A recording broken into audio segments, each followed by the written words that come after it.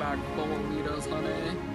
Like basically from McDonald's to Starbucks. Oh.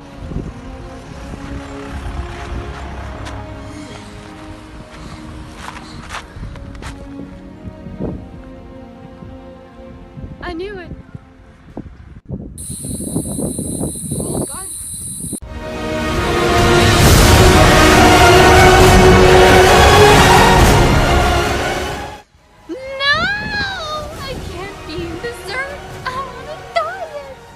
Woman, this is the desert, not the dessert.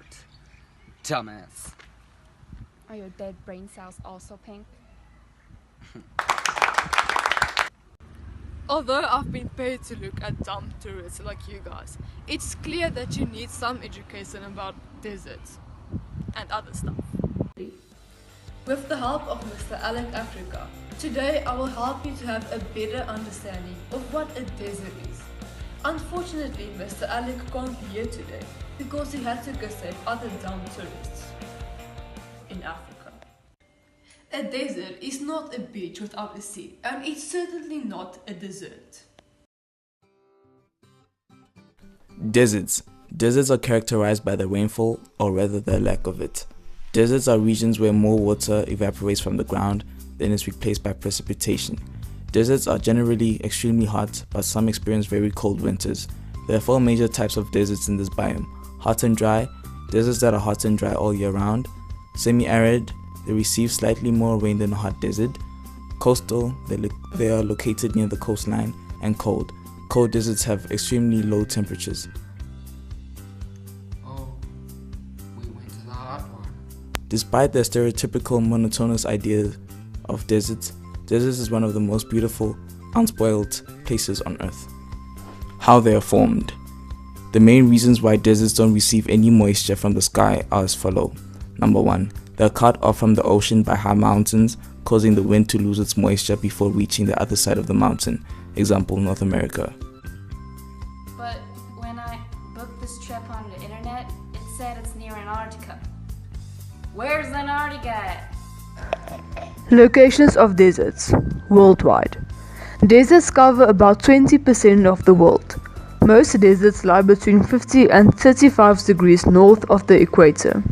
The most phenomenal worldwide deserts include the Sahara Desert in Africa, the Atacama Desert in South America, which is the driest desert in the world, the Antarctic Desert in Antarctica, the largest desert in the world, the Gobi Desert in Asia, well known for its tourism, and the Arctic Desert.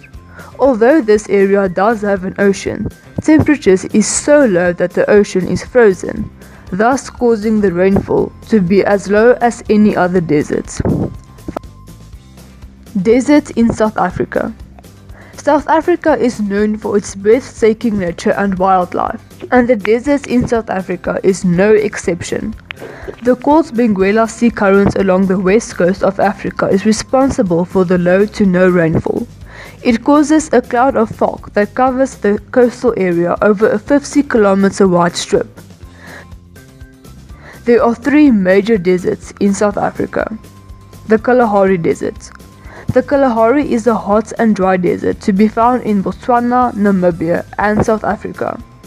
This stretch of crimson sand hosts more than 1,100 predators, fields, and gushing waterfalls. The Namibian Desert.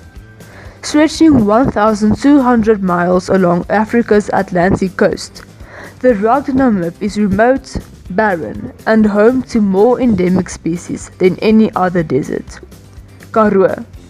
Covering more than 1,100 square miles of South Africa's Cape region, this semi-desert has 2 sub-regions, the northern Great Karoo and the southern Little Karoo, featuring mountains, savanna, and grassland. Climate. Hot desert temperature. At daytime, temperatures can become as hot as 40 degrees plus. At nighttime, it drops to below 0. This is because of the sand. While the sand is not shining, the sand rapidly loses all of its heat, causing the temperature to drop. The temperatures in hot deserts stays fairly constant throughout the year. Rainfall. The annual rainfall per year in deserts is less than 25 centimeters. It receives most of its rain during the winter season. Fun fact, When the desert dries up after a heavy rainfall, salt and other minerals are left behind on the ground. Salt lakes are very common in these places. That is why some desert areas have yellow, brown and red colors.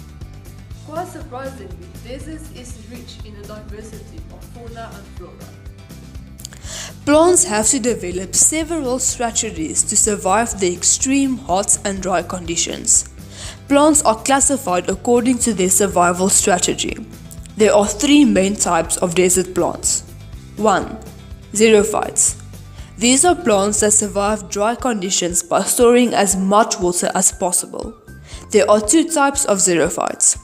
1. Succulent xerophyte. These are plants that store water in their leaves, stems, and roots.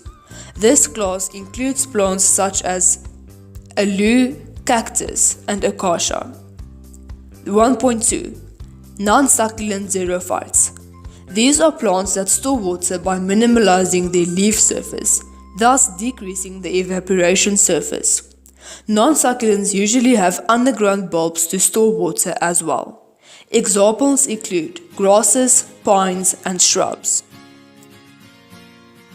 Number 2. Drought-escaping plants. Seeds germinate. Plants grow in the short period after a good rainfall and survive dry conditions as seed.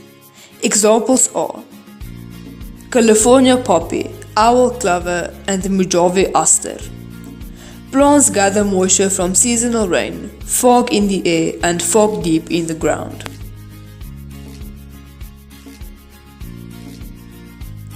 Fauna.